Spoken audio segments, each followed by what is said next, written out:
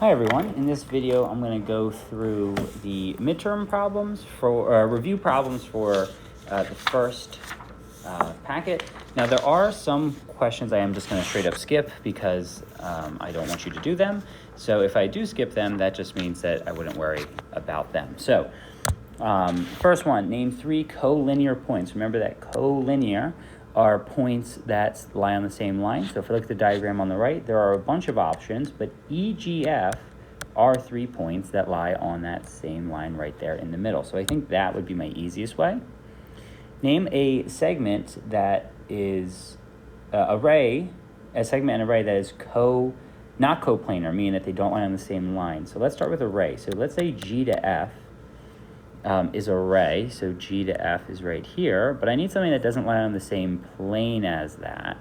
So you have a few options. Maybe JK will work. You might even be able to say JE. I just want a line segment that doesn't interact with EF at all. Name an intersection of the 2 planes. Now again, the 2 planes intersect at lines. So if I actually look at where they are kind of meet in the middle, that's the line segment HI or the line HI is one way to say it. There's more than one answer for that. You could also say HG. It's the same meaning, but just you kind of like abbreviate the whole line. Now moving on to number 4, draw a function. Oh, not a function. Sorry, it's a line segment. Some of the lettering here is not the best choices, but it is what it is. So we have the whole length here is 8x minus 6. Just this first part here is 2 plus 3x, and then the second part is 4x. So the idea is if I take this and add them together, so that's going to be 2 plus 7x, that has to be equal to 8x minus 6.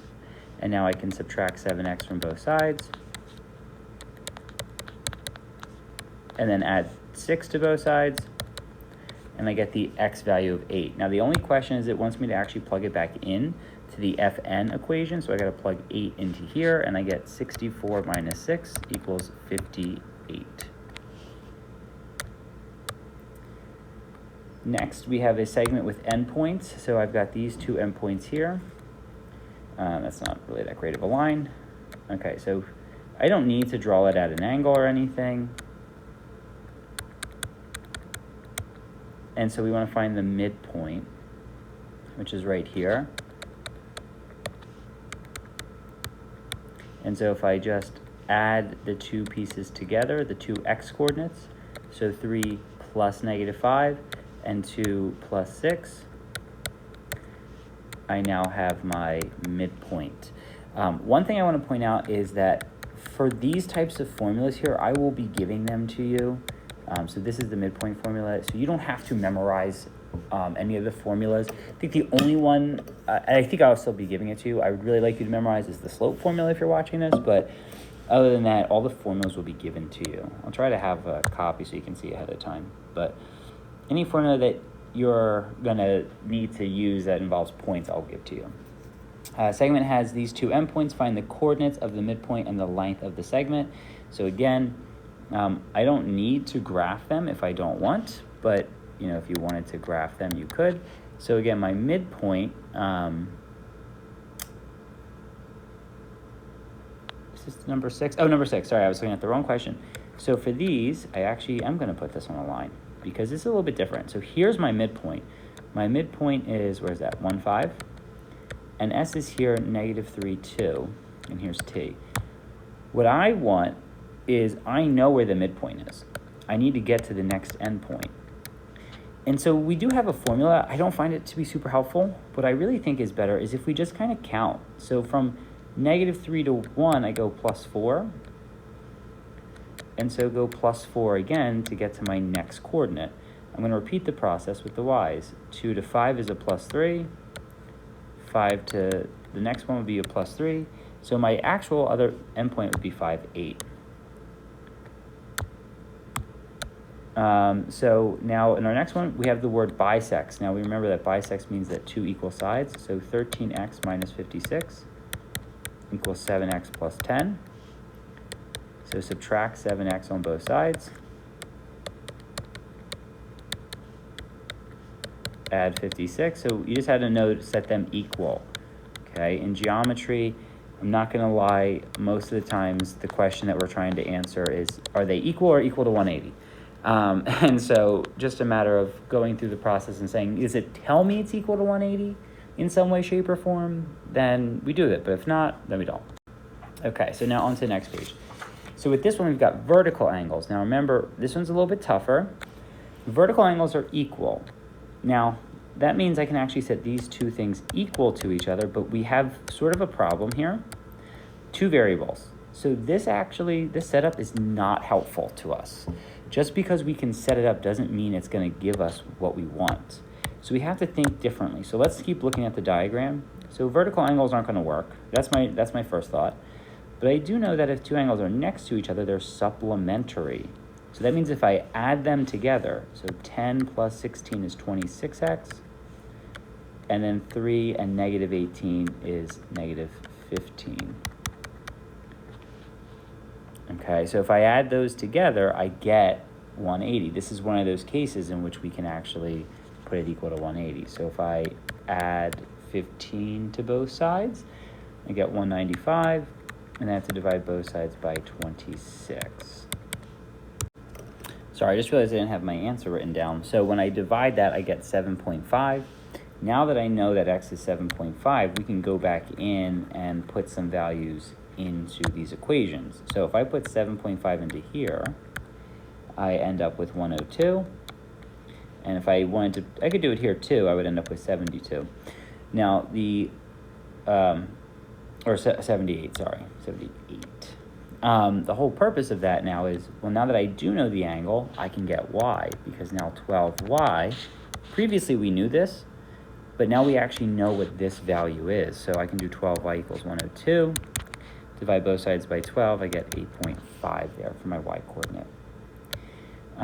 Okay, number 9, the measure of one angle is 6, let me zoom out here. The measure of one angle is 6 less than 7 times the measure of its complement. We talked about supplement and complement. And so that means the complement is 90 degrees. So I'm going to do a little diagram first, just so I can help understand what's happening. So here's angle 1, here's angle 2. I know that both angle 2 and angle 1 together have to be 90. They form a right angle. They're complementary. What we know is that one of those angles is 6 less than 7 times the other. So let's just say it's angle 2. Let's say angle 2 is 6 less than 7 times the other angle. So how are we going to write that? So 7 times the other angle, so set measure times angle 1, and then 6 less than that. And so, all right, so now that we have this sort of relationship, what we can do is let's kind of make this easier for us. Let's say we don't know what this is, x. So I'm going to change all the 1s to x's. And so I have this. The measure of angle 2 equals 7x minus 6. And now I can substitute that into my top equation. So 7x minus 6 plus x equals 90. So let's combine some like terms. And let's solve for x here. So add 6 to both sides. Divide by 8. And I get 12 there. There it is. So the smaller angle is 12 degrees. And so if it's complementary, I have to do 90 minus 12, and that gets me 78.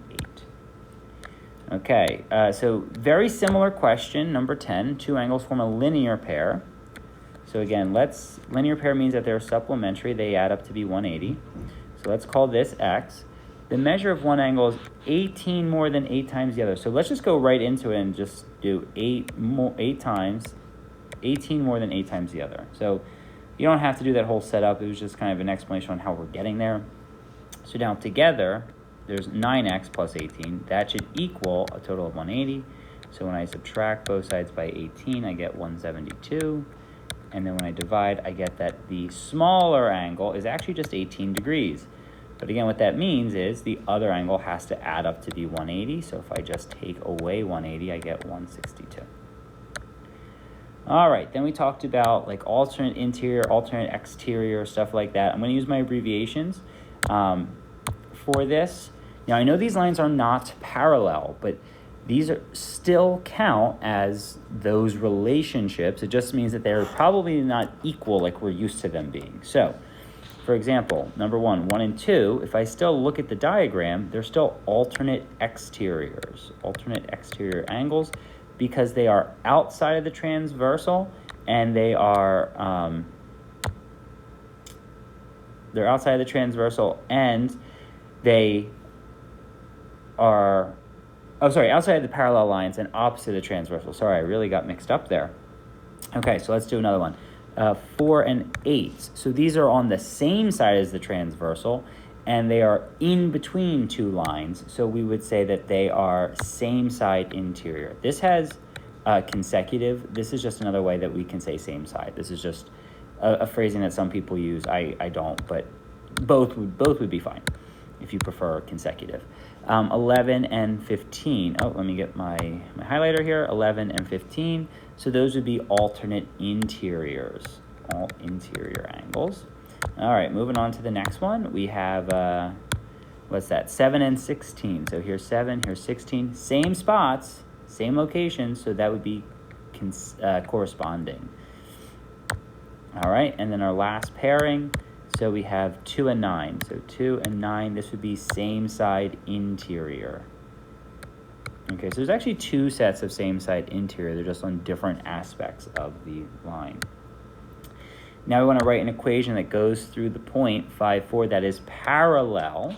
One of the things that we want to remember for parallel is that it's the same slope. All right, so now that we know that we're looking for the same slope, we have to find it, right? So we don't have the slope, so we have to use our slope formula, y2 minus y1 over x2 minus x1. So I get -1 minus 5 over 2 minus -1. And so my slope is -2. And so it says the equation of the line. It doesn't say what kind, so let's just do our point slope form. Remember, these are forms that will be given to you. You do need to know how to use them, though. So it wants to go through this point. So I have to do y minus 4 equals -2 times x minus 5. The slope here, right, had to be this one because we already know that they are parallel and parallel lines have the same slope. Okay, our next question. Write the equation of the line through this point that is now perpendicular. So same thing, we still need to find the slope. It is not the same slope as the previous one, unfortunately, so we do need to recalculate that value. So -2 minus 8 over 1 minus 3, and I get -10 over -2, which gives me a slope of 5. That's fine. That's not the slope that we want, though. We need the perpendicular slope, which means opposite reciprocal. So 1/5, make it negative. So I get y minus 3 equals -1/5 times x plus 2. Okay, so remember, just because it's the slope doesn't mean it's the slope we want. We had to find the opposite reciprocal slope because it was perpendicular. All right, so let's see on this page. So we are going to skip 20, just as a heads up. So we only have 2 questions to do on this page. Find the value of k through this point that is perpendicular. So the whole idea, this is a little bit tougher. The whole idea for this question is that this slope here has a perpendicular slope, which would be opposite reciprocal 1/3. And if I do the slope formula, x1, y1, x2, y2, -5 minus k equals 2 minus 4. That needs to be equal to the fraction 1/3. So we're just solving this equation. So let's do the one part we know. -5 minus k over 2 equals 1/3. And so we have to get k by itself. And it is kind of a pain. But one thing that we can try is we can actually try to do cross multiplication. So 2 times 1 and 3 times that. So I'm going to write it over here to the side. So 3 times -5 minus k equals 2. Distribute the 3. -15 minus 3k equals 2. And then we just solve for k this way. Add 15 to both sides. I get negative 3k equals 17. Divide both sides by negative 3.